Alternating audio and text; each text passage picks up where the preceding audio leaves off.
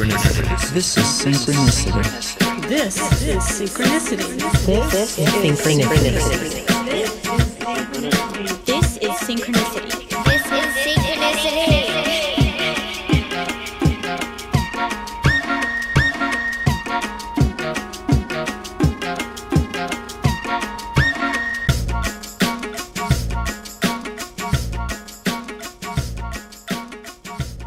Welcome to Synchronicity. My guest this week features the return of my good friend Yoshino. He runs the Artist Decoded podcast. It's on MindPod Network. Well, thing you may have heard about.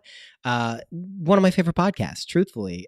He has a way of asking just the right questions to people who you really want to hear the answers from. He has some incredible artists on there. Go check it out. You know what it is. So in this episode, I'll give him a little overview, my meta recap of this episode.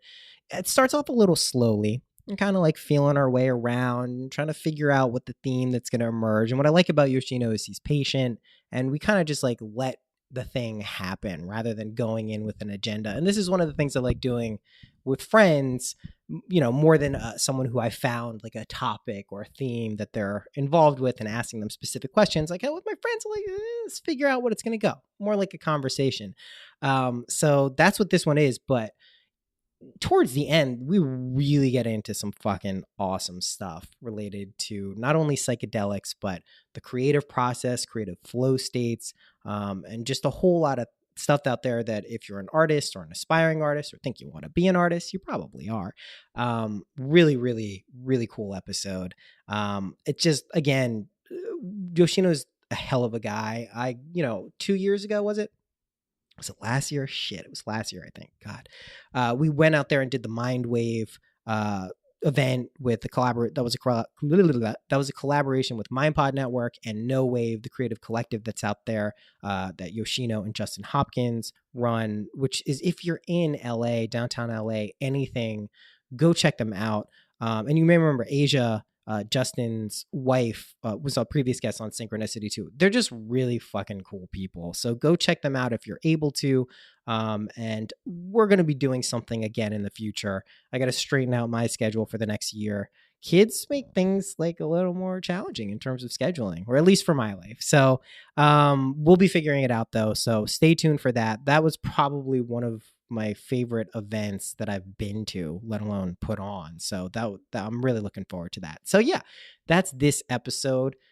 Do we have anything else? Am I going to give you a super short episode? Oh, big thanks to the person who gave me a 1-star review. I'm going to assume that it was related to either the political stuff, Jordan Peterson, or you just didn't like the cut of my jib. First one, very honored to have it. Not even upset. It's like you kind of got to get that cherry pop. You got to get the 1-star, got to get that neg in. So if you want to counter that off, dear listener, please go to iTunes and rate and review the podcast higher than 1 star, hopefully. But you don't have to. That is something that I do appreciate. I'm going to be stripping down the Patreon in, I think, December, maybe in January. What I mean is I'm just going to make it free for everyone. So if you want access to the music that you hear on the show, you'll be able to do this. I'm following Ramin Nazar's lead on this, who really, I consider his artwork to be some of the best out there. And he did that with his Patreon, and he still does paid gigs. I paid him for my logo. Hit him up if you want a logo. But there's something about keeping content behind a paywall that I get if you've built up a thriving presence and brand that people are willing to do, and it's not anything weird or bad. But for me, it feels like I'd rather just this stuff, especially the music, just be listened to, just consumed, rather than trying to get people to pay a nominal amount for it.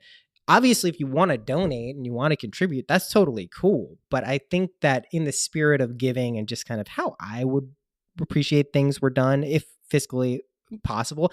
What I mean is I'm not making enough money from Patreon on a regular basis that I have to be doing it. It's not tied to my livelihood, nor do I necessarily see it being a huge chunk of my livelihood in the coming year. So what the fuck am I doing? Am I holding out for an extra $50, $200, $300 a month? Would be cool, but I don't think it's worth it. So I will be stripping that down, making it open for everyone. In the meantime, you have to pay me for my shit. It's not that at all. It's just basically I have to go and do that in the right way. I want to make sure that I communicate with current patrons and also just kind of, make it a cooler place. I think I will also be a little more inspired to post there and release things on a regular basis, because I have to kind of sequester people in my mind. Oh, these are the paying people who get this, and these are the people who don't get this. And that's stupid. I don't really want to do that. So anyway, that's happening. This episode is brought to you by acupuncture. Acupuncture, I went starting last week. I finished my 4th session today, my last session.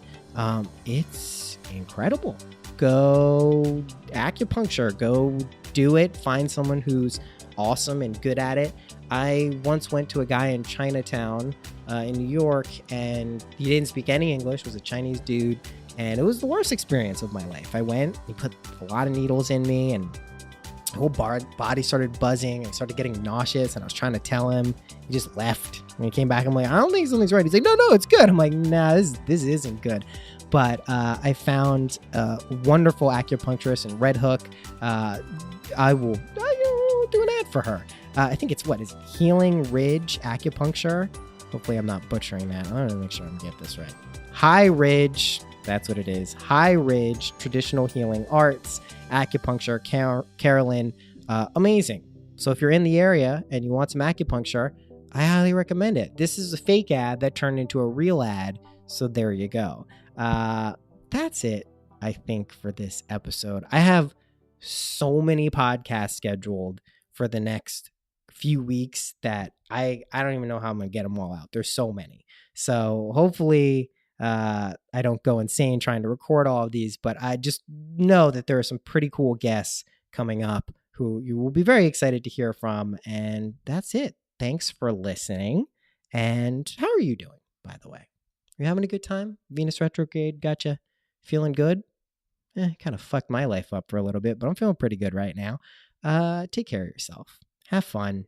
Don't get overwhelmed by all the negativity that is easily accessible in this day and age. I'm going to get off the platform now, the soapbox. Let's get to the episode. Without further ado, here is Yoshino.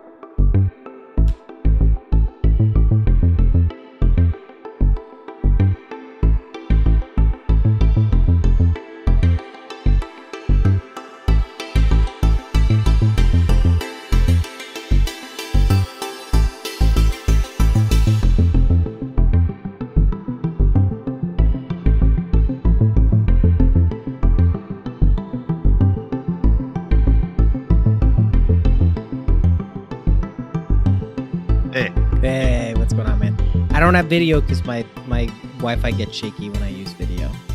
Oh, that's fine. I can see you though, like a ghost, like a apparition spying. What's going on, man? Oh no, it's not much, man. Just starting my day off here. I'm gonna turn off the video then. Is that cool? Yeah. What's funny is like I usually am like yeah, turn off the video. Because it's disconcerting. There's something really, I don't even know what it is, or it doesn't matter who it is. If I know someone can see me and I can't see them, I'm like, nah, I don't want that shit. It's like, I'm good on that. Not that even I'm doing anything, there's any other reason for it. It's just like it's something I've noticed because I usually don't do video. Here, I'll turn on my video and say hi though for a second. Well, I usually don't like doing video either because a lot of times for like these podcasts, especially when they're over like Skype or something, I kind of hey, what's up, man? I kind of like to visualize and like close my eyes for a second because we generally talk about like abstract concepts or something, you know. Oh, let's turn it off. So, we'll mutually turn it off. Yeah, which is strange because when it's just something like I'm the same way. Truthfully, when I'm in person. First of all, I'd rather be in person doing these, but I do find the video aspect. It's just because you know what it is. If it was perfect, if it was like being in person, it would be great. Like if it was like a VRO, it's like, oh, I'm there with Grant. This is amazing.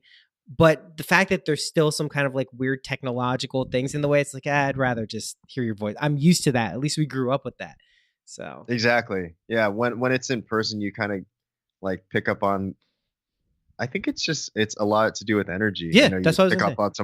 on you pick up on someone's energy, like because you're in their presence and you can actually like I don't know, just a different vibe, and I it's get it. also you pick up on different facial expressions and whatnot. I But get it, man. All right, we'll start it off. well, yeah, I Yeah. know, yeah, Yeah, man. Well, thanks for doing this. of course, yeah, Uh, no problem at so all. I know you asked. We'll just consider ourselves recording. I know you Sure. asked before. It's like, is there anything specifically you wanted to speak about? And I hadn't thought about it before then. And then I immediately was like, oh, you know what I do want to speak to him about is uh the mushroom stuff, because we were talking about it a little bit, and you were like, yeah, I did mushrooms last weekend and the weekend before. I'm like, oh, like what's going on there? So like, what is have you been doing mushrooms Yeah. regularly for a lot of this is a new thing? What's going on? Uh, I mean, I've been doing mushrooms periodically since I was in my early 20s. I think my Sure. first mushroom experience I think I was 20, yeah, in college. And I remember it very specifically. And actually, it's funny because the person I did mushrooms with was on this last experience about 2 weekends ago, was one of the first people, actually, the very first person that I did mushrooms with Ooh, the when I was, circle. The circle. yeah, yeah. It's an interestingly cathartic experience, at least for myself. But yeah, I think the past 3 weekends. Well, there was 3 weekends in a row where I did mushrooms subsequently after each other, and it wasn't exactly for like a specific intention. I think I I really just wanted to take the time to actually reconnect with my roommate because I haven't. Uh, we've just been spending a lot of time apart, and I don't want to get too much into it, but I feel like he's kind of going through some things, and maybe just kind of like a coming of age sort of a thing. Yeah. He's a little bit younger than me, and I feel like at times I play mentor to him, Sure. Sure. like for certain things, certain advice and whatnot. Well, But you're a healthy individual, so that helps in terms of looking for people as for mentors. So that's good that you're able to play that role. yeah, thanks, man. Yeah, I mean, I try to, and I try to, yeah, I mean, I guess that's one thing about being like an empathetic sort of person, Yeah. trying to be there for your friends That's awesome, man. and He's a whatnot. lucky dude. So you took mushrooms to reconnect with him? That's pretty awesome. Yeah, so we did that one weekend, the first weekend, and then the second weekend we did mushrooms, and then the third weekend I did it with some of my college friends, and we went out to Joshua Tree, and we did it specifically because one of our friends within that circle, and I've been friends with this guy since I was 10 years old, Oh wow. and he's going to be leaving to go to South America, and then after that, he basically threw away or gave away all of his worldly possessions and just lives out of a backpack now. Wow. And For how long? that's the thing is we don't know exactly how long he's going to be gone for, and he doesn't know. But he's going to go and embark on this journey where he does physical therapy, and he works for a couple different companies. Like he gets flown out for like Nike to go to China to be able to do physical therapy on some of their Olympic Oh athletes out wow. there. Wow. Wow. Yeah, so it allows for him the freedom to be able to make those decisions, but he's also, I mean, I think for him it's like a big journey to be able to like experience like traveling um and uh and yeah, so basically we didn't know or we don't know how long he's going to be gone for, so we did this journey specifically for him Cool. and to reconnect as a group. Wow. And you've known him since you're 10? Yeah, I've known him since I was 10 That's years so old. cool. What was that? Is this the first time you've done mushrooms with him? No, actually, no. He was the second time I did mushrooms, was with him, and um, Yeah, I mean, but during that, like in my early 20s, I wasn't as conscious of Dude, yeah, I mean, I get it. intention. Yeah, I mean, Yeah. even if you, and I imagine you were someone, under psychedelic experiences where you found yourself, unintentionally mindful or aware of things that you didn't intend to happen.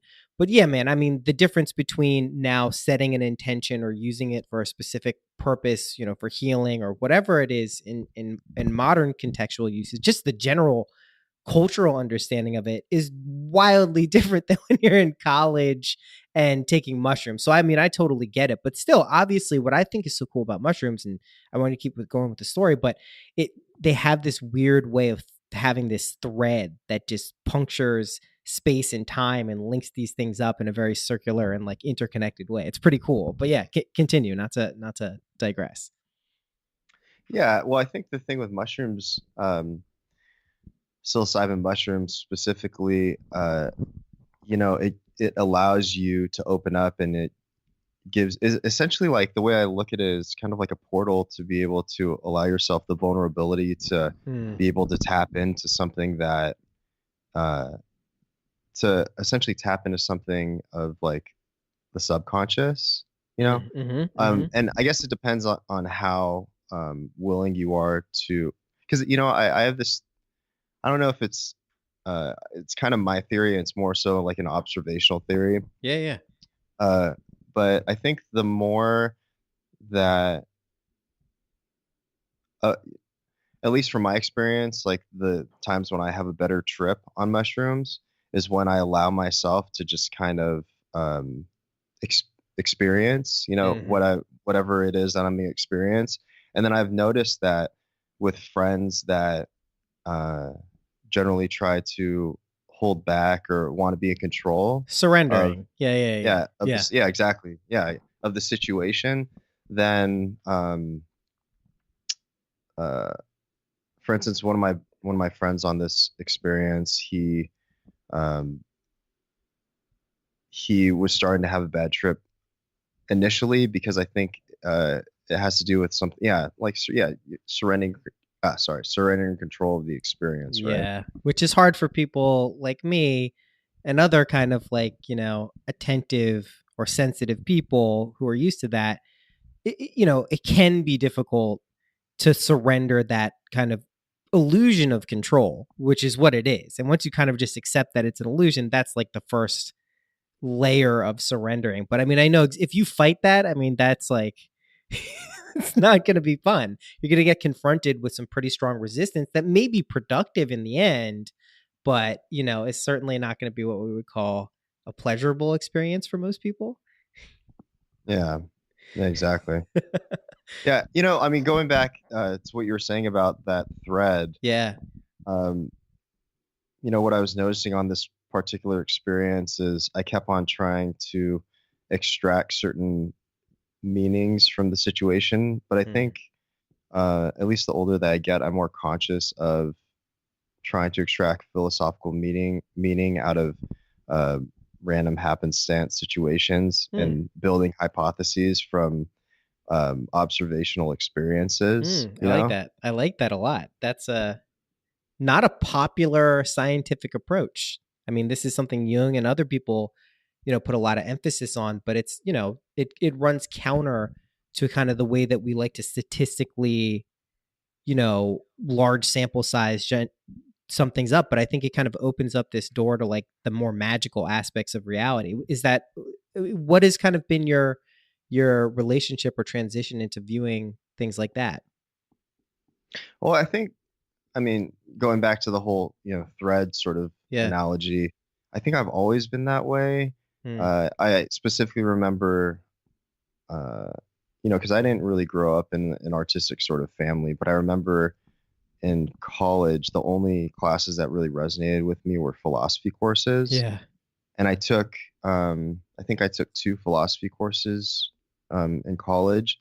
And, because when I was in college, I was a business major, but so it was an elective course. But I I didn't think, know you were a business major. That's funny. yeah, I was a business major. I wasn't an art major in college. That's awesome. Yeah. That's really cool. yeah, so I just kind of ran with it, and but I think what I've also been noticing. I promise there's a there's a meaning for this, I know but there is.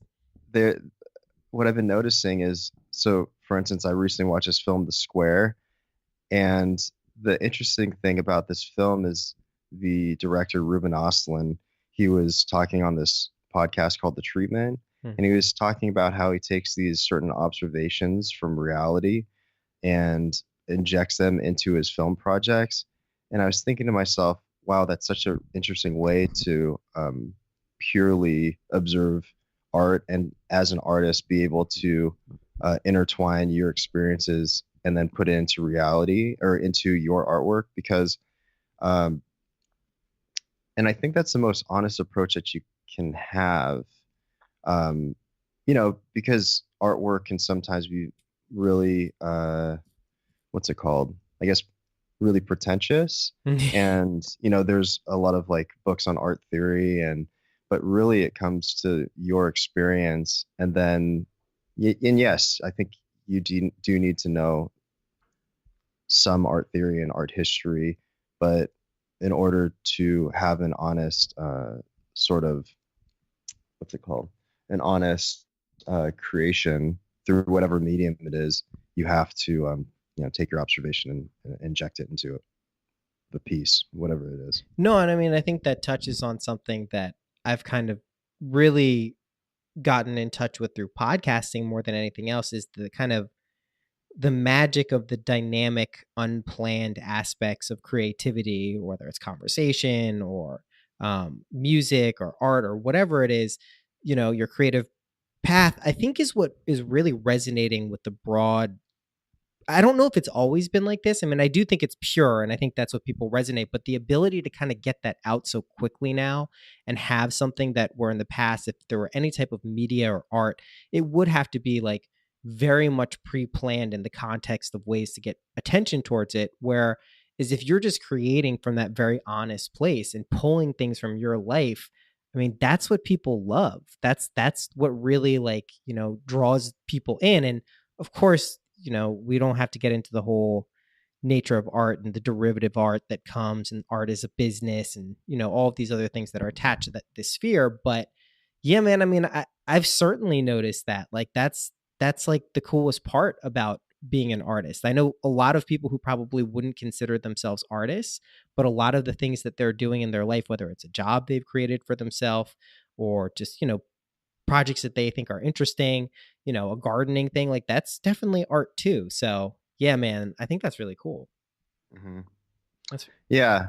Yeah. I mean, uh, I really think that you can approach anything, and I take this from my experiences with martial arts, but I think, you know, at first you understand techniques, and then from those techniques, then you use those techniques to kind of create your own methodology mm-hmm. of and your own, and you understand your own body structure and physique and the way that you move, um and what feels natural to you, right? I mean, I've been dissecting like creativity and art, I guess, for I'm pretty much my entire life, Yeah, right? yeah, yeah, That's what gave me this conclusion to become an artist and to want to dedicate my life to the arts. Uh, but and I think what we're talking about is understanding your own flow state, yeah. and it's hard to do if you want to um, make a living from art, but uh, I guess that's just kind of like the different cards that are presented to you, and then you have to figure out how to play those cards, and or how to piece the puzzle together. Yeah, and I mean, all while dealing with kind of we're within the paradigm and structure of like, yeah, you need to make money from the thing you're spending most of your time. And this is not obviously for everyone, but for the majority of people, the thing you spend most of your time doing is going to be related to how much money you have, which is going to be related to your imagined standard of living or basic needs. So yeah, I mean, it's like you're not just trying to maybe figure out or the artist in this day and age isn't necessarily just trying to figure out how to be a creative, authentic person and bring that their passions or what they're interested in together, but they're also trying to just figure out like, well, how the fuck do I make this work? I mean, I found for myself the more you kind of latched onto it when you said like, I became an artist because you realized you were just thinking about this all of the time. You couldn't not dissect and analyze and be interested in it. And at a certain point, you're just like, holy shit, like maybe this is what I should be doing because this is what I'm spending my time thinking about. I always say to people, no matter what it is, what they want to do, that like, if you can't not do that thing, like if you shouldn't be doing it, and this doesn't mean you just blindly follow anything, but if you really just find yourself, your base state is just, you're really interested in this, you're really curious about that, like definitely move towards that more often than not. Even if it's not the thing for you, you'll at least figure it out a lot quicker. But I mean, that's what better way to figure out that you're an artist. I mean, I think too many people go into artistic realms, whether it's at schools. I mean, I went to a music college, but a lot of people go into these things thinking that they're going to be something that looks like something out there already as an artist. And that's like generally not a very great way to go about this stuff. But that's cool, man. That's really cool that that's how, yeah. Yeah. But isn't that the approach that a lot of people take, a majority of people take when they go into college in general? I mean, even outside of the arts, I think that's just a symptom of our educational structure. Yeah. It's you take these certain steps, and then within those steps, you can become a XYZ, a doctor, a dentist, an artist, so it's these systematic styles of thinking that are ingrained in us in a very young age that don't really, I mean, I've never heard of a class in college or in elementary school or any class growing up about being your own person, right? Yeah. Or a class in creativity, really. I mean, the art classes, you take an art class, you're painting with these techniques. It's not necessarily just do whatever you want, right?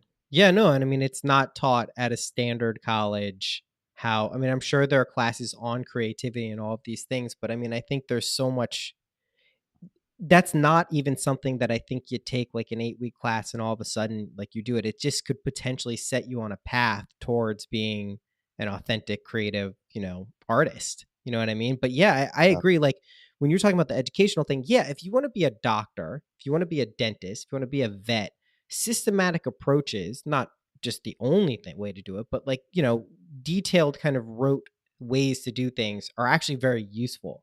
But when it comes to creative things, like that really it can be a hindrance as much as anything else. You could be a technically incredibly proficient musician, but if you're not in touch with the real passion of playing music, I mean, it's unlikely you're going to be able to evoke that response in someone who'd be listening to you or whatever it is. So, I mean, it's interesting that like, to me, I know you notice this because you are in creative collectives, you're an artist yourself, you're just thinking about and doing this stuff very often in your life. It seems to me that the theme that is very prevalent in this time right now is that things are kind of breaking down, these old systems, these old things. More and more people are questioning the kind of validity of the educational system, the healthcare system, the food system, like the medical, all of these things are seeming like, is this really how we want to do it?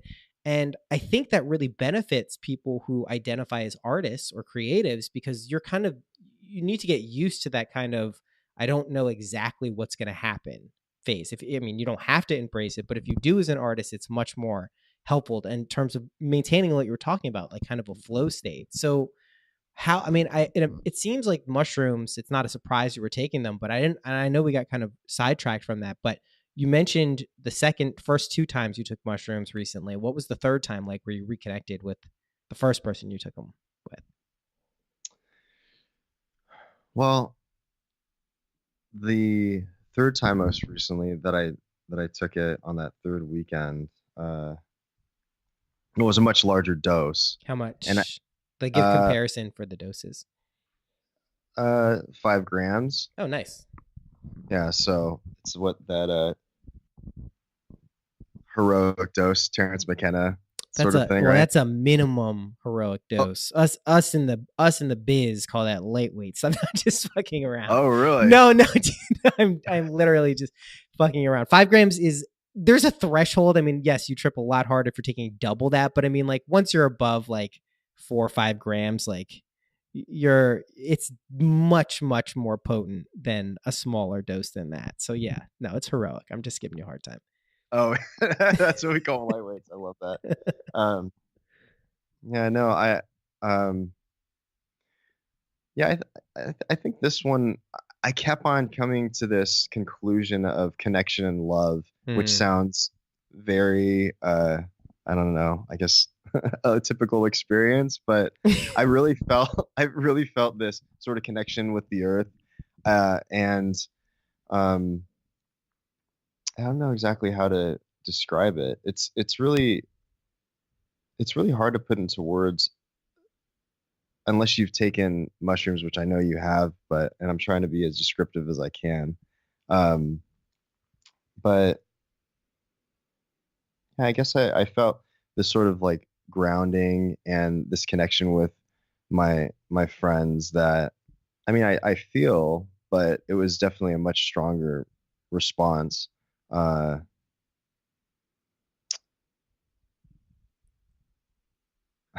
I yeah. know exactly what you're talking about because I have taken when I was in my mid 20s and early 20s, I was taking, not knowing it at the time, but anywhere from like 5 to 10 grams of mushrooms just on like a random weekend because we had access to a ton of them and also a fair amount of LSD.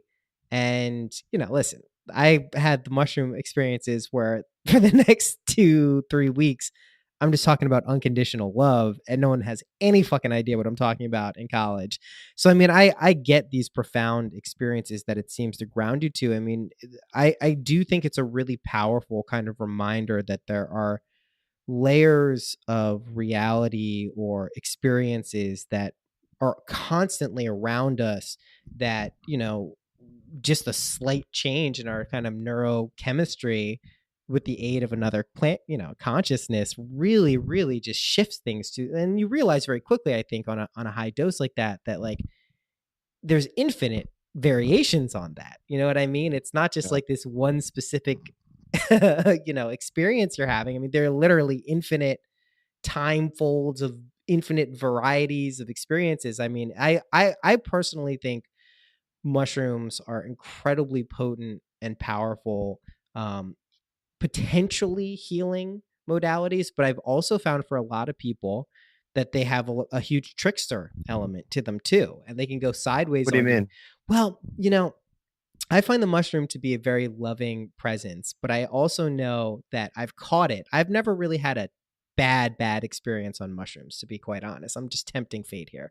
But basically, when I catch like kind of like a thought, a stray thought going in a certain place when I'm on mushrooms, granted, it's been a couple years since I've done mushrooms, but I'll be like, whoa, if I just run with that for like a couple of minutes, God knows in real time, but just run with that for a few dozen thoughts or so, I could be in a very dark place very quickly and it could start kind of cascading on itself. I So, luckily during my first LSD experience where it was the most I've ever taken, I came up with a little, device that basically allowed me if something was going funky and I didn't feel it was useful and I was, not a difficult experience, but a negative one, an unnecessarily negative one, I should say. I just came up with the idea of a light switch. You can just flip a light switch. If it's getting too dark, you can just flip it on. If it's getting too light, you can flip it this way and just kind of alter the experience in a second because there's no reasons you couldn't do that. You know what I mean? Especially yeah. when you're on a psychedelic, you realize how malleable your thoughts actually are, and that's prevented me from a lot of negative, I would say, experiences. It's not a trick because you still have to process all of the difficult things, like, and Yeah. there's the light, loving, wonderful side of psychedelics. But then there's the shadow work, the stuff that, especially if you're not familiar with looking at the darker aspects of yourself or humanity or whatever it is, it can be the worst and most terrifying experience of a life. You know, people can get caught up on that for dozens of years, one specific experience influencing them, you know, below the threshold of their consciousness. So yeah, I mean, like, I get when you're trying to explain the ineffable experience of a 5-gram mushroom trip, that your words aren't like completely available to communicate what it was like. But what were the I think specifically for me, I'm not very good at explaining experiences just in general. I just noticed that about the way that my brain works is I like to live experiences and then later dissect some sort of philosophical meaning out of it.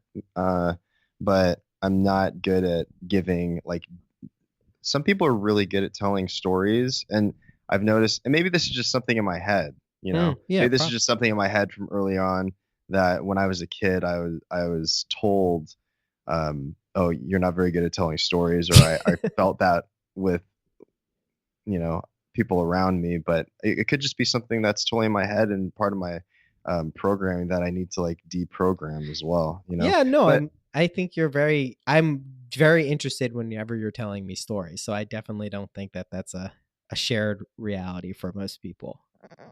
yeah, I mean, but I guess what I'm just trying to say is like understanding like the deconstruction of these sort of thoughts that we have in our head.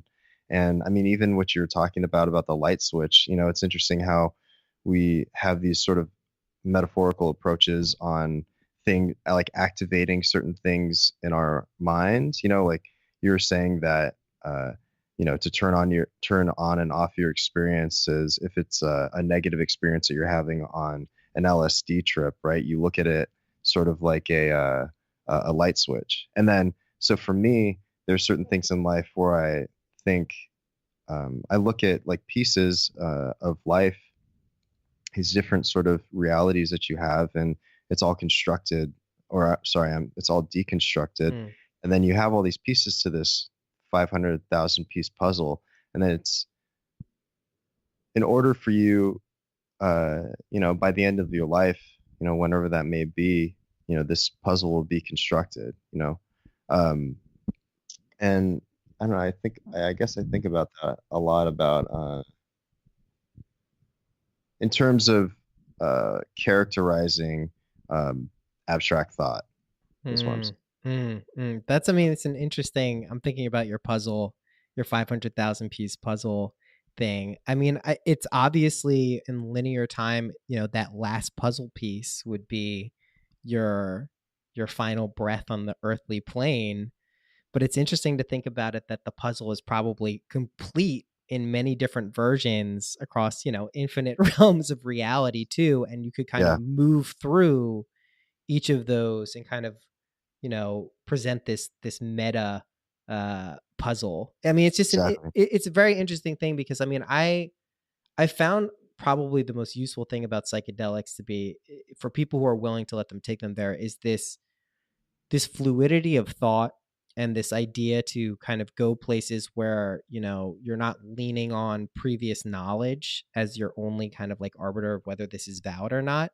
But then I've also noticed, like, the people who really seem to get the most out of psychedelics are the people who can also like do what you do, which is bring it back to reality, bring it back to the point where maybe you're not tripping 100% of your existence. So, you know, it's useful to kind of figure out how these kind of interlace and interface with other aspects of our life. So, I mean, that's why I started with the mushroom thing, not just because I love to hear people's trip experiences, but because, you know, three times in 3 weeks scaling up to a heroic dose. I mean, was this a very conscious decision on your part, or were you kind of scaling up to, like, did this come about, you know, just I'd like I'd like to say that it was a conscious decision. The last time in Joshua Tree was a conscious decision to do that, but the 2 weekends prior to that, I did it, you know, to reconnect with my roommate, and I mean, it was a really good experience. But yeah, I mean, I'd like to say it was much more conscious than it than it really was, but it just felt right. And sometimes I just like to go off of a feeling and inclination to do something. Relative to the rest of your life, how often do you go off a feeling of something to do something rather than planning it out or other ways one would do I it. mean, it depends. In like in psychedelic or like sort of experiences, uh, I mean, I've probably only done mushrooms maybe 10 or 12 times in my life. Um, but in terms of other things in life, just I mean, I guess it goes back to the whole state of flow, you know. Yeah. So I think, I mean, 9 times out of 10, I'll do something that I want to do. You know, I think, I mean, even going back to the mushroom experience, time stretches, Hmm. you know, and within that experience. But I also think about equating that time to other things in life. It's like, I think if, and I get caught up in this too, it's like if you have the intention of what you want to do, time slows down a bit. Or, I mean, it depends on, uh, at least it feels like time is more well spent, you know. And Mm. it's not necessarily a thing about, you know, I also thought about this in terms of like our capitalistic society and how, um, you know, a lot of the times if you work for a corporation, you're essentially exchanging your time for Yeah, money. yeah, yeah.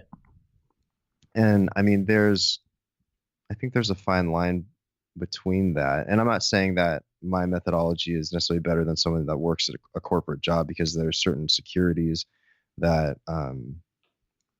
you know, going with a corporate job. But I guess what I'm trying to say is,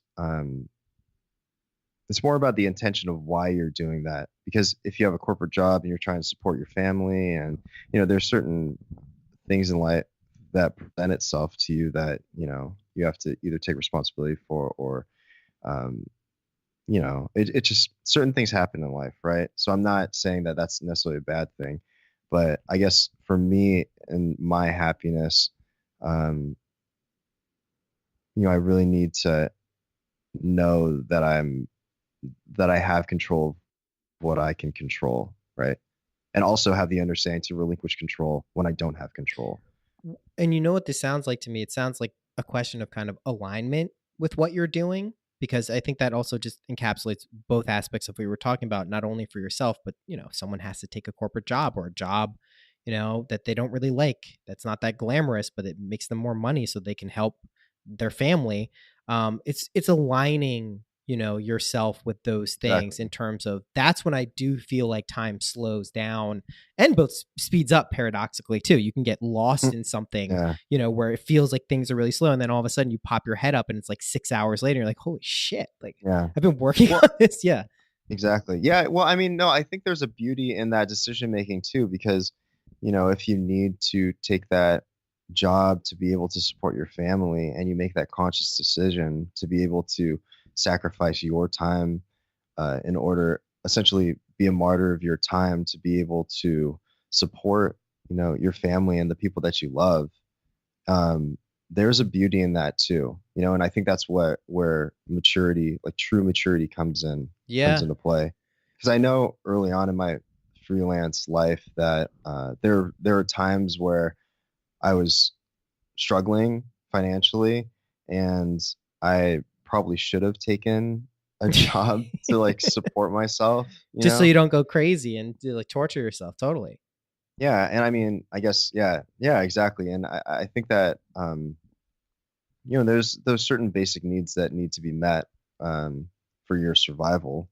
But, uh, you know, I guess as I've been maturing and understanding, uh, myself, and the intention of what I want to do, you know, I guess things, but I don't know, that's just living life and becoming more of an empathetic and understanding person, and a more vulnerable and sensitive person, I guess, as well, right? Do you think you're naturally predisposed to be, you know, are you naturally like that, or do you think psychedelics kind of accentuated that or brought that out into you? I'm curious because I feel that people have different kind of relationships with how psychedelics. I know people who are very sensitive and they'll do psychedelics and they'll withdraw. You know, they'll be less, send less feelers out in the world, whether for better or worse. What do you think? you consider yourself a naturally kind of empathetic, thoughtful person? I don't know. I mean, it's hard. No, it's hard to say because I grew up as an only child, and because of that, I think it shaped my world in a certain way, and I think I've had to go through a lot of sort of life struggles to be able to come out on the other side. Hmm. Um, I would like to say that, yeah, I mean, I would say more so that I am an empathetic person, but I think, yeah, no, I mean, I definitely have had to go through some trials and tribulations in life to come out on the other side as a resilient human being. Yeah. Um, and I think some people, sometimes, some people encounter that very early on in life, and sometimes people encounter that a little bit later on in life. But I think that we're, I was thinking about this earlier this week and like during this month too, about these sort of illusions that you play in your mind and being able to consciously like dissect and rebuild those illusions. I mean, I think it was kind of like what we were talking about a little bit before, but um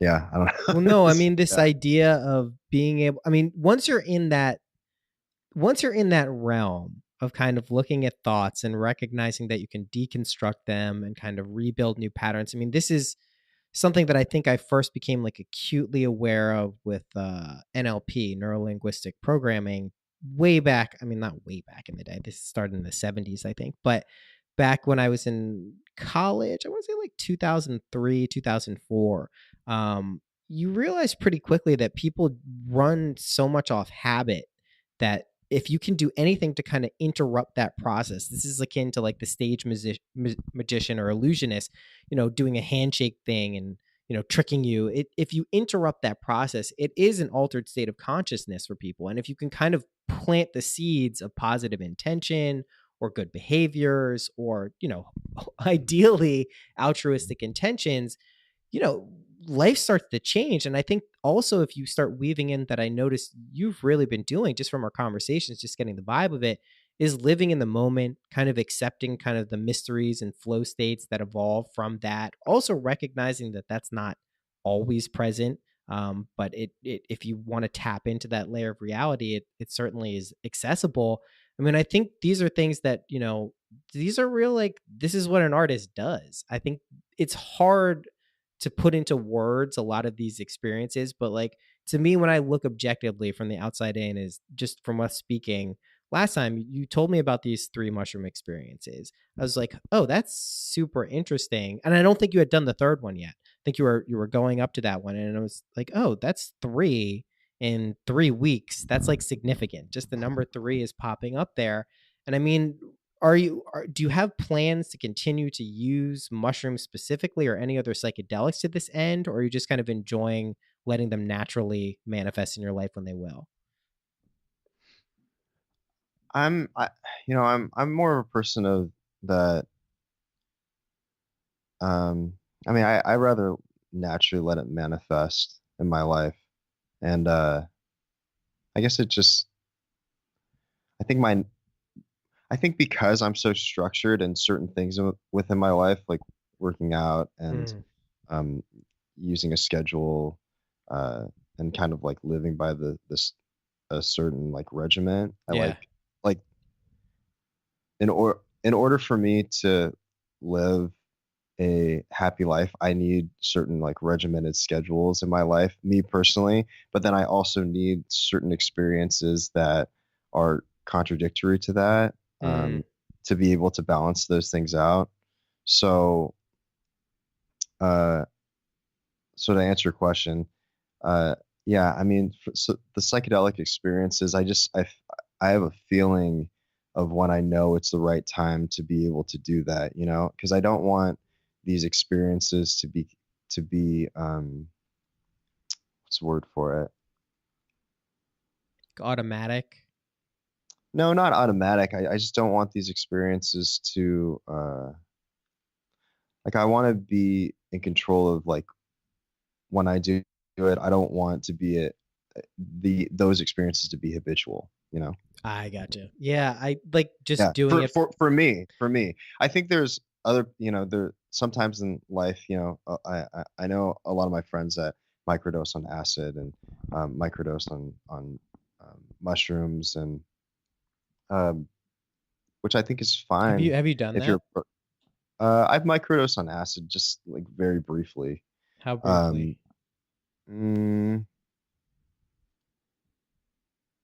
a couple days. Oh, that's not enough. You did a do you did you do it in a Well, row? wait, Two what's your days? experience? What's your Well, experience it's on that? it's funny you should ask. I haven't microdosed in about 2 months, a little more, and today was the first day that I did.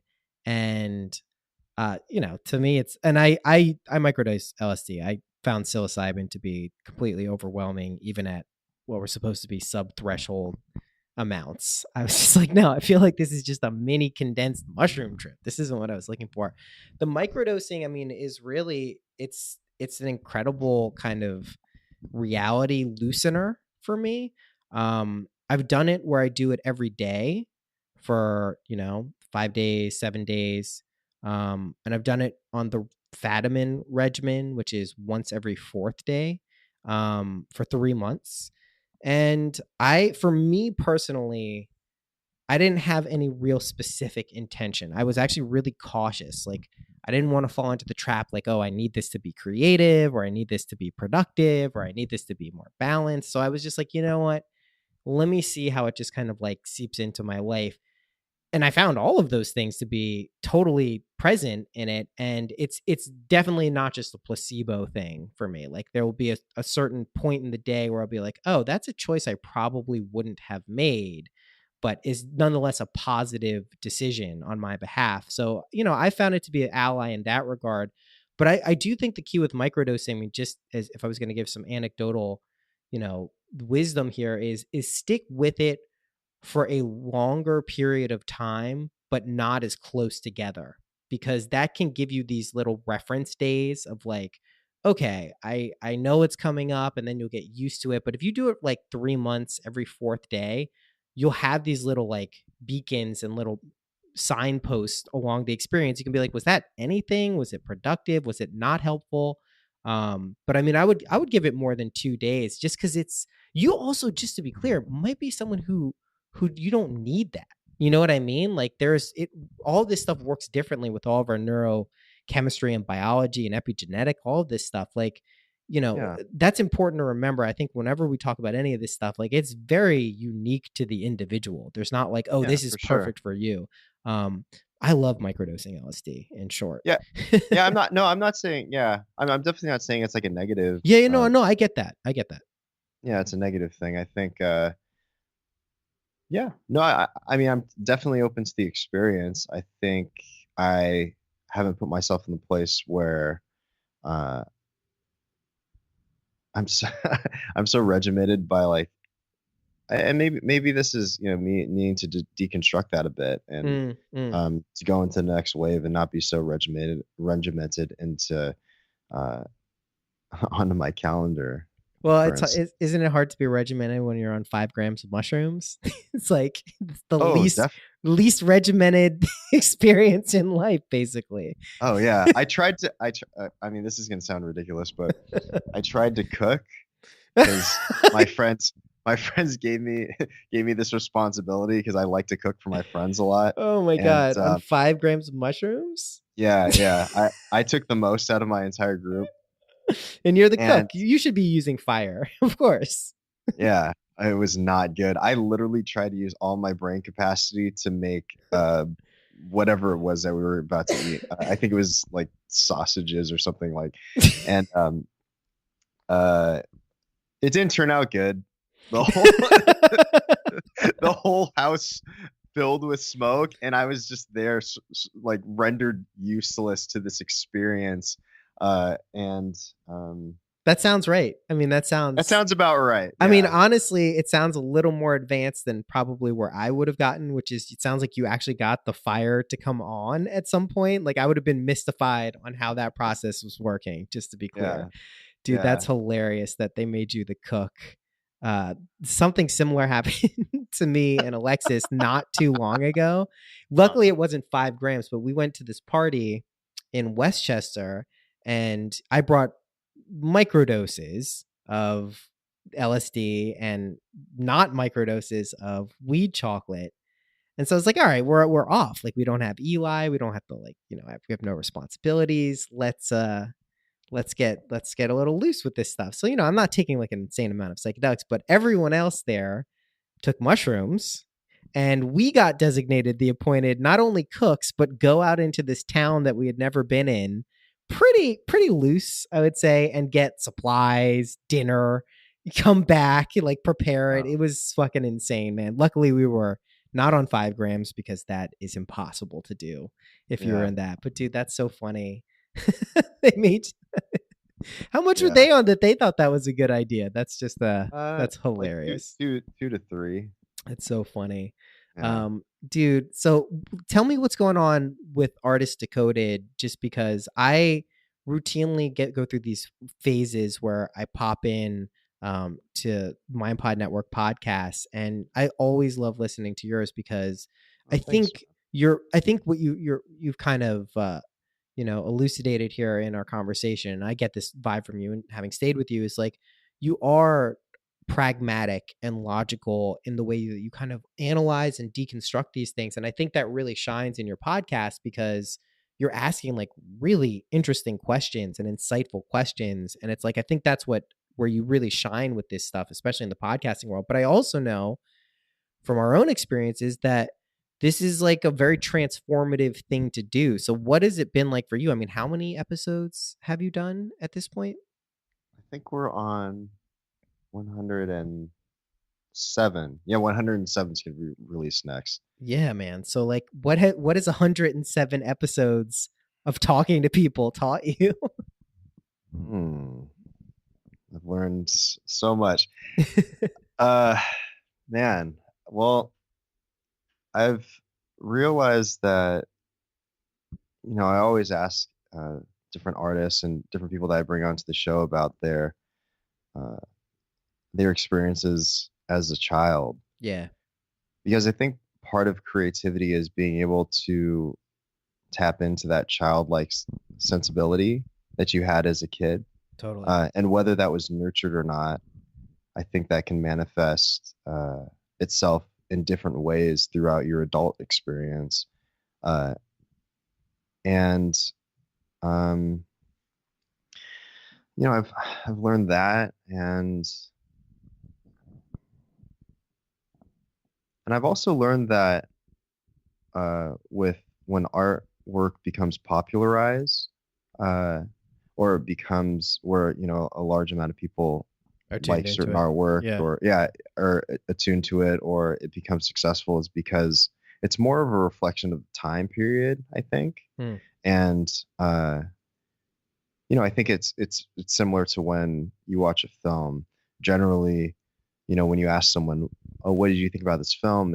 It's a reflection on their inner thoughts, and I mean, depending on how good the film is, right? Or how bad the film is. I guess. Yeah. But it is some sort of reflection of you because you give your personal experience within the experience, right? Yeah, I mean, this is what you were talking about originally, which is pulling, real life experiences and putting that into your expression of it. I mean, because that's what art is, right? That's what creativity is. That's kind of, if there is a point to it, that's it. That's all I know. This could be endlessly debated why people do this stuff and why they're compelled to do it. But I mean, I think that's really just kind of the main thing. I mean, it's go ahead. Oh no, No, please. Oh no, I was and actually you could probably recant on this idea too, is I was thinking about, certain podcasters or podcasts that are really popular, and Joe Rogan's podcast, for instance, Mhm. he talks a lot about, uh, he ties in different art forms, but he also ties in theoretical approaches and scientific approaches into it. And I think that's why people gravitate towards, I mean, it's also Joe Rogan, so he's He had a wildly platform. Sure. wildly entertaining as well. But, I was just thinking about kind of, the interviewers that I like to hear a lot from, and I guess certain ways um, that I would like to improve on, like the that experience, the listening experience. Mm. And I was thinking a lot about that sort of like scientific and theoretical approach. Um, for instance, I was thinking about having artists being interviewed by scientists or artists, and I guess sort of like current day philosophers. But It's I a don't cool know. I guess, idea. No, it's a really cool idea. yeah. I mean, but I don't know. I guess like what question for you is where do you see your podcast going since we're on your podcast? Well, I mean, way to turn it around. Judo move. Basically, you also know me well enough to know that I will probably have an answer for this. I mean, the truth is that I think originally, I've told this story, but originally when I started the podcast, it was a purely defensive maneuver. Like I did not have expectations of doing this because I thought it was going to be popular or I thought it was going to be good for me. Really, I just was like, you know what? If I lose MindPod Network, if everything goes to shit that I've been working on the past like 5 years, whatever, however long it had been, I'm going to be real bitter if I don't have anything to show for it. So that was the genesis of my podcast, which is, an interesting one. It's not the most noble of intention, but I also had Well, I think it's yeah, honest though too. it is honest. It's definitely, it definitely is honest. I'm not There's not sugarcoating enough it. there's not enough honesty out there in the world. People want to sugarcoat things, and I think if you give an honest experience, I you know in this day and age, well, it might not just be in this day and age, but I think it just resonates with more people. It seems like it because we're certainly encountering a wave of thought and thinking that is not predicated on the validity of honesty or truth telling or authentic experience. And I, as you know, like luckily got to see this firsthand, behind the scenes for a lot of the spiritual world stuff, the nonprofits, all of these things that happened, that people aren't privy to. And it just kind of like threw my perspective on how every aspect of culture, it does seem like capitalism or the desire to be acknowledged and loved has been perverted into this like kind of clamoring for monetary units or attention, whether online or in real life. And it's just like that's not a healthy system that we're living Yeah. in. So I Well, and that's also why you talk about spiritual materialism, right? I tried. I mean, I try to as much as possible and also be aware and try to just like ego check myself as much as possible because I'm acutely aware that I have an ego. It gets bruised enough and causes me enough trouble that it'd be foolish to think I didn't. I try to just like constantly reflect the gaze back on myself, but also taking an honest look at, what's going on around me. And I also try to be more permissive of behavior that I deem to be, uncouth or maybe not above board without being like a softy about it. But it's a weird, honestly, what I've noticed more about my podcast in the past couple of months, I'm trying to use it more as a platform to do exactly what we're talking about now. Just like call out as much bullshit as I can call out without being nasty and kind of like catty about it and like calling people out by name and saying, oh, this is bullshit, but just like pointing out themes or things that I think maybe should be looked at or have a little more light shine on them, and not always bad things. Like I think we need to have more prominent women in psychedelics research and psychedelic communities, and just more women voices talking about this kind of emerging theme of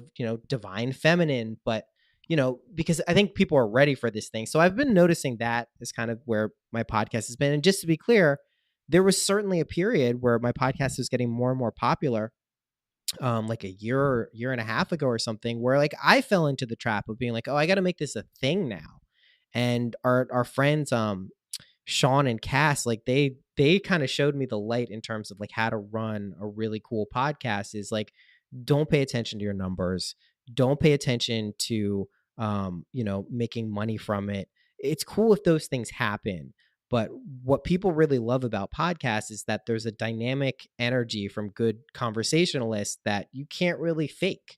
You know what I mean? You can pre-produce and do parlor tricks and have all of your points laid out and have really interesting stuff like you might hear on a lot of popular podcasts. But like for the people who are seeking out like real conversations, like you can't fake that. You know what I mean? Like it's impossible. So that's kind of what I've been noticing without getting too meta on my own podcast. How'd you flip this around, man? I always do that, man. It's the martial arts judo.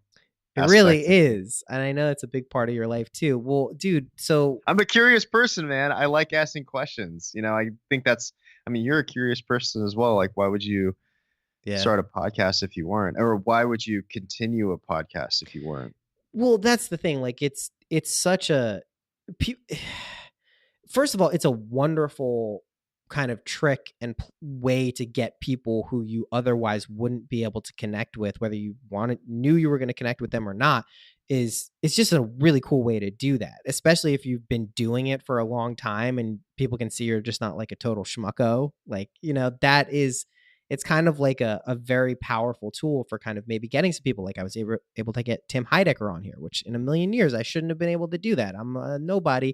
He's a super funny, famous dude and was like, it was a really great interview and a really nice guy and great to meet him. So, that's one aspect of it. But the other thing is that like, if you're talking to this many people on a regular basis, many of whom you don't know, that is going to change your life like dramatically, just 100%. whether you recognize it or not. And I think that's whether you have a podcast or not. So for anyone listening, like just do that as much as possible. You don't even have to put it out. I don't think everyone should have a podcast, despite what people may think.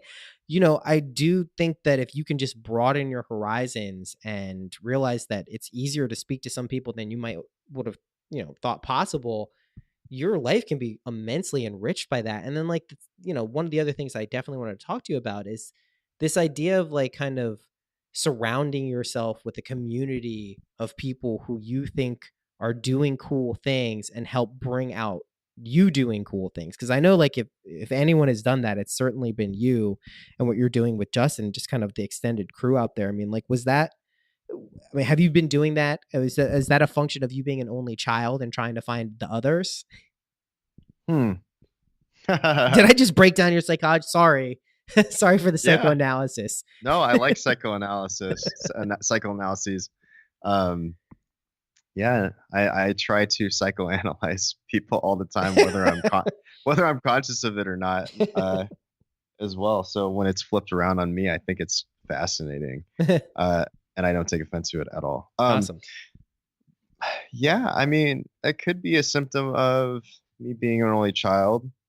I think learning to be charismatic and learning to be liked by other people is probably a symptom of being an only child as well.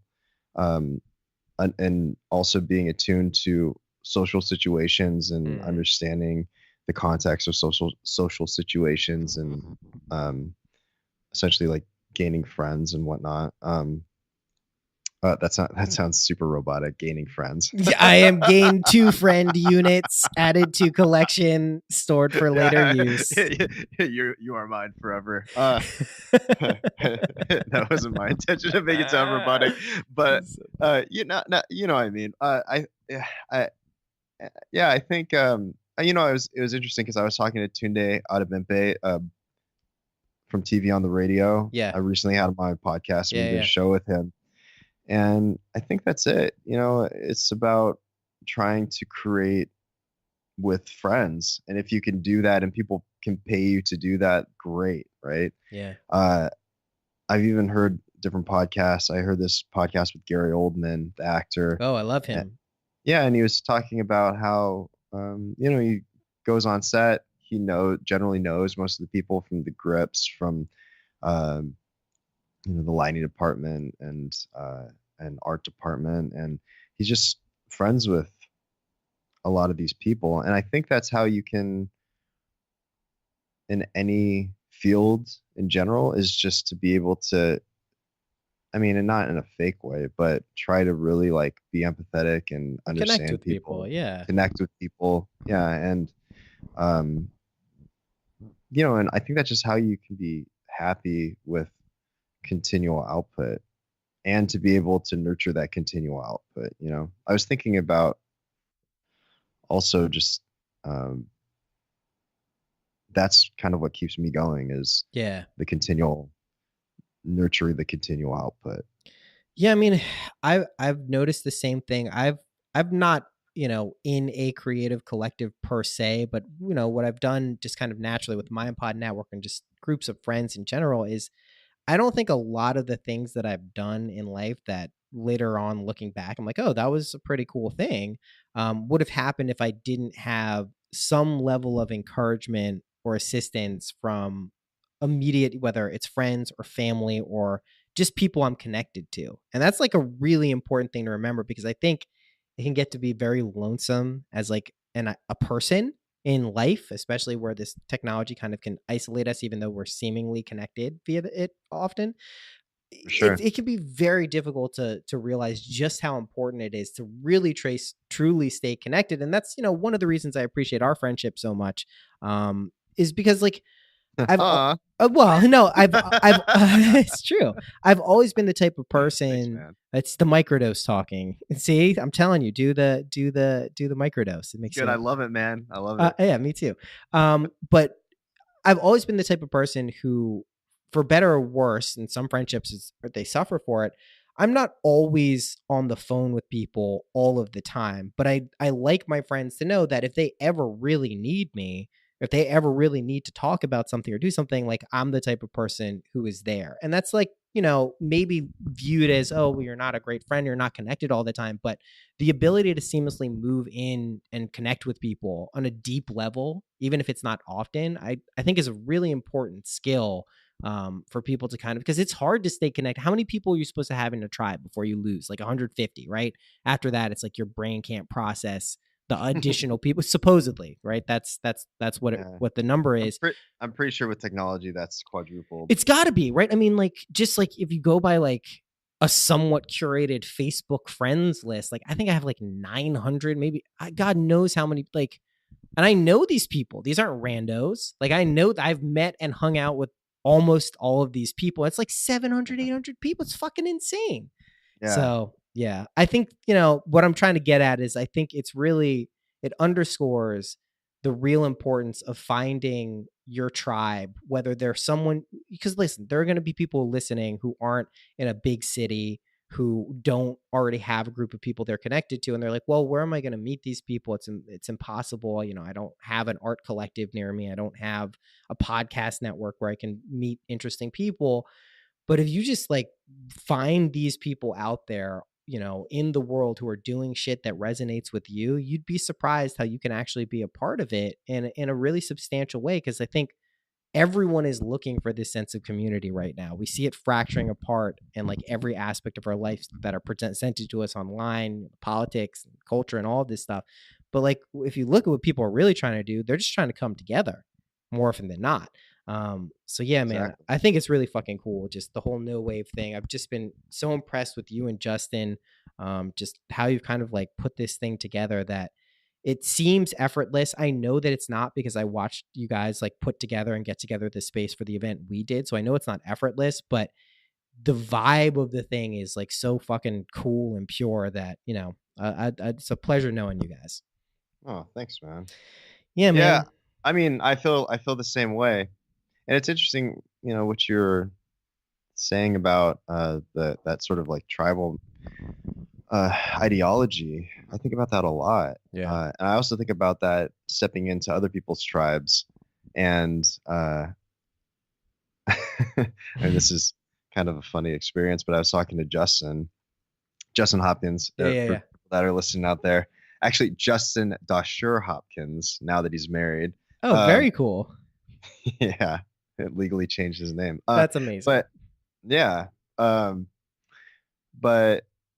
we were talking about how, so in by the beach area in Redondo Beach, there's this kind of culture, a certain tribal mentality over there of um, beach bros, and, Bros, broing it out. Yeah, bros, I feel you. bros, right? And he was telling me about, when he was in his 20s, he was over there, and he was walking around, and he was saying something about, oh, like, look at all these douchebags, right? Yeah. And then he was with a friend, and his friend saying, no, these are just these are just regular people, and we're the douchebags in this situation, right? Because they're Yeah. essentially infiltrating their tribe over there. Yeah. So I think about that when I step into certain conversations. I mean, not that specifically, but the tribal mentality. Yeah. And we're just kind of the energy's off, at least to me. The things that people talk about are not very appealing to me. It may be Yeah. more superficial or something, or more materialistic of a conversation that I'm not very comfortable with talking about. Yeah. And but I think it's very important, to find your tribe and people that resonate with you, because I forget exactly where I read this, but there was a group of people, I think it was 10 different people on their deathbed, and they were talking about how important connection and feeling connected to people was, more than money and materialistic possessions.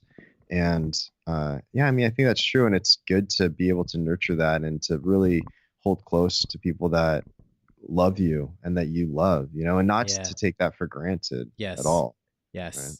Well, the mushroom will also teach you that very clearly and presently. I mean, I personally, from my experiences, all personal experiential wisdom, is that the thing that sustains what we view as the world is unconditional love completely. That is what is actually holding this reality in existence. And if you want to dice it, if that's not satisfying for someone who's like, well, there's fucked up things in the world, I think more importantly, what really manifests and evokes the reality is the interplay between the light aspects of this reality and the darker kind of aspects that we all have within us and are external and are manifested out in the world. But that, that is something that I think is a little too esoteric for most people to totally grok. But I think it's just been my experience every single time I really plumb the depths of my soul or the collective soul or anything like that.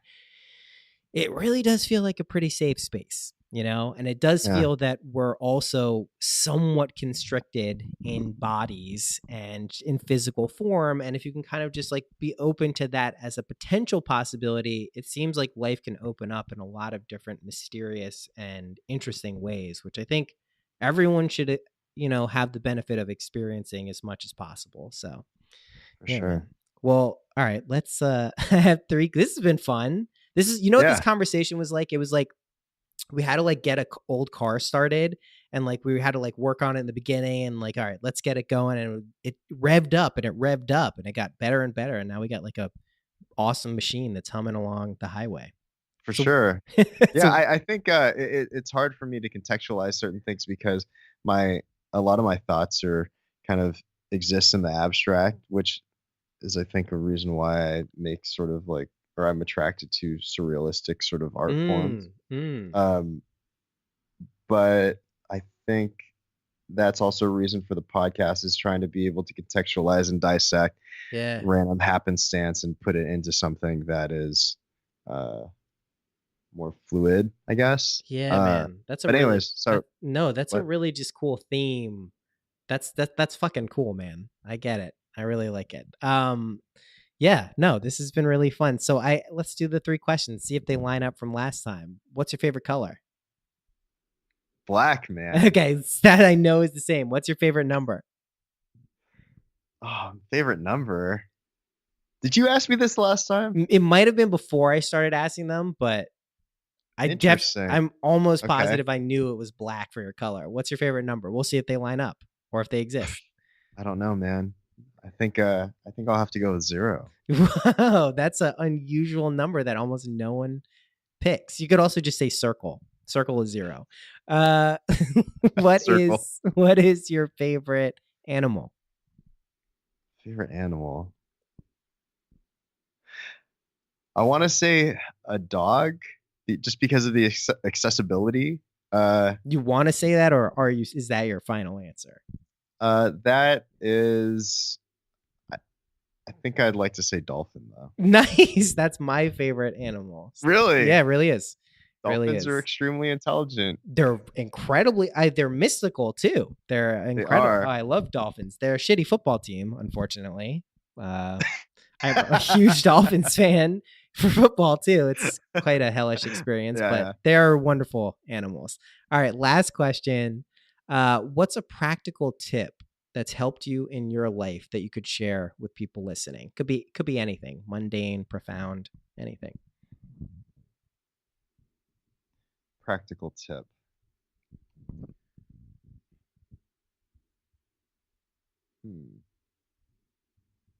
Don't worry, I'll edit out the 20 minutes of silence. Yeah. No, you can elongate it. Yeah. Is the episode over? I want that practical tip. Yeah. I really believe in creating healthy habits. Creating healthy habits, but also being able to have the insight to know when you should break a habit. Next time we'll talk about ways that you do that, because that's an interesting. I mean, that's something I think a lot of people work towards. I mean, I just to tack on to that, I think in the past, since I've had Eli specifically, been more aware of habits, both good and bad, and the profound impact if you can replace a bad habit with even just a neutral or good one. It's like compounding interest. So that's a super interesting topic that we can explore next time. Yeah. I also want to I have so many man, I have so many more questions for you actually. All right, you can keep it going. I'm never one to turn down. You can ask questions here. Well, okay, no, I will ask one question. Okay. What is your stance on unconditional love? All right. This is a very, very personal and thankfully trauma healed situation in my life that could have easily gone another way, which could have been a very destructive path for me that God knows where it could have ended up. So my synchronicity experience where I was tripping for 3 months, I don't think I mentioned this in detail very often, but it was completely leading up to, the months before, during, and after, permeated by a relationship to unconditional love, what I was calling unconditional love, both in its positive and negative impacts. And people could say, well, how could there be a negative impact of unconditional love? That sounds impossible. Well, what happened is I basically blasted myself open to like the world's and soul's heart chakra, where you're just beaming love. I'm meeting randos on the street, just like people are coming up to me, attractive girls, homeless people. I'm just like this radiating beacon of like, I've tuned in to some mystical truth. And You're a manifestation of love. Yeah, truthfully. And like I've seen people who do this in their lives, and some people move in and out of it, and some people will move in and out of it multiple times in a day. And I think that's constantly happening. People oscillate from this frequency. But anyway, I was locked into the frequency. Like the radio dial got stuck on that channel, which sounds like amazing. And it was amazing and it feels amazing. But the problem is hardly anyone around you is tuned to that dial for more than maybe like a day or maybe a week if they're in love or they're meeting someone. And everyone kind of knows what it feels like. Just like if you've ever had a kid, if you've ever had someone you've loved in a relationship, you know what the kind of magical things that can happen around those time periods. So I was just stuck on that dial. So of course, what do you think I'm doing? I'm going around telling everyone that the whole universe is unconditional love, that this is the basis for everything, that yes, my peers are my friends in college and my friends from back home. We'd meet on the holidays, the Christmas and Thanksgiving holidays, and I'm blasted, whacked out of my mind talking about unconditional love. And they're like, oh, Noah's lost it completely. So a lot of my relationships got fractured and kind of irreparably damaged. Not many, thankfully, but altered, I would say, for some of them, some strengthened, because I wouldn't shut up about unconditional love. Something else that was going on is I was basically a rube. Like, I was completely gullible and open and naive to everything, to the point where I remember in college, I had these really nice pair of DJ headphones. And this dude who was clearly going to steal them, he was just like a shitbag from Florida. I knew he was going to steal them. He was basically making up this concocted story where he wanted to borrow them, but I let him have him to kind of like give him an opportunity to prove, that he wasn't a bad guy. And of course he stole them.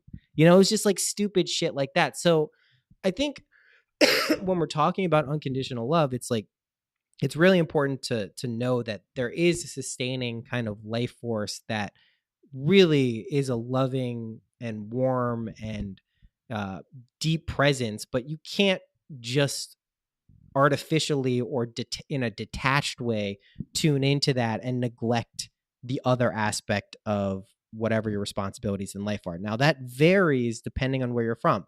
If you grew up in this country, chances are you're going to be engaged with the material world in some way, whether you like it or not. And it's probably your predetermined karma that this is the way it's supposed to be. So I find that if you try to escape that too much, it can have negative consequences. It can have, alienating or disturbing ramifications in your life. And I think that that's why unconditional love has its dark and light side. Ultimately, I think like if you just trust in yourself and being the best person, remember the golden rule, treat people how you would want to be treated, you pretty much will be okay. Doesn't mean your life is going to be easy. It doesn't mean things are going to be fun all the time. It doesn't mean it's even going to be comfortable all the time, but trust that you're doing what you're supposed to be doing. I think where people get into a lot of trouble is they have an experience that kind of like they're a good person, and then like, they get hurt somehow. So if they were being vulnerable, whether it's artistically, creatively, in a relationship, if they get hurt, they'll withdraw and kind of like hold that wound and trauma with them for the rest of their life.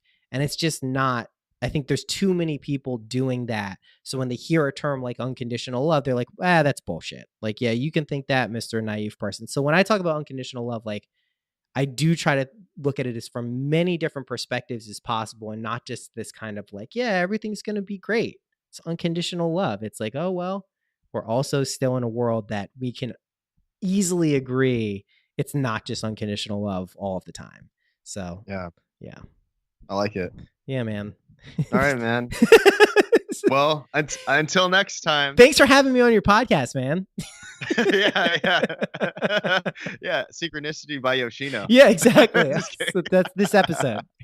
All right, dude. Thanks so much. We'll talk soon, man. Let's connect. And just so people, we'll put this out there in the world. We're gonna do something out by you guys in the not too distant future. I just got to figure out when. So cool, man. Sounds great. All right, buddy. All right. I'll talk to you later. Peace. Okay, bye.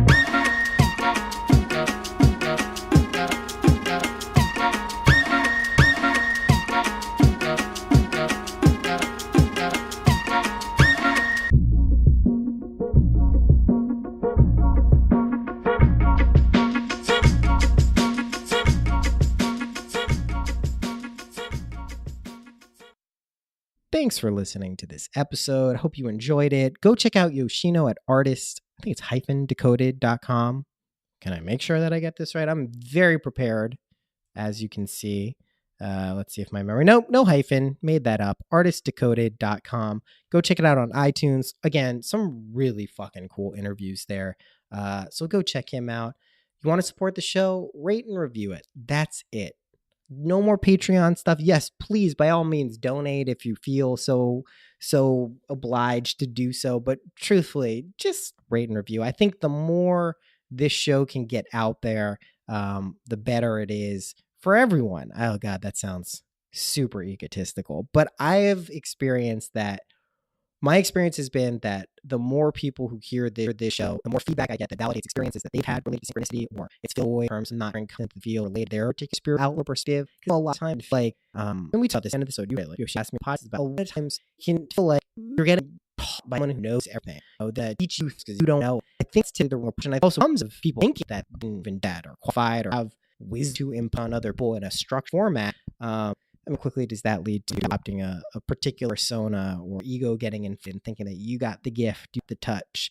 And it's great to feel good. And I think people who genuinely help people, they should feel good, but it's stone's throw from kind of taking that a little bit too far. So again, I think it's refreshing in my experience when I hear people talk about that. And that's why I've been trying to talk about it as much as possible. So I've really, the best thing you can do for this show, rate and review it. Tell a friend who you think would like it. Tell someone who you think might enjoy it.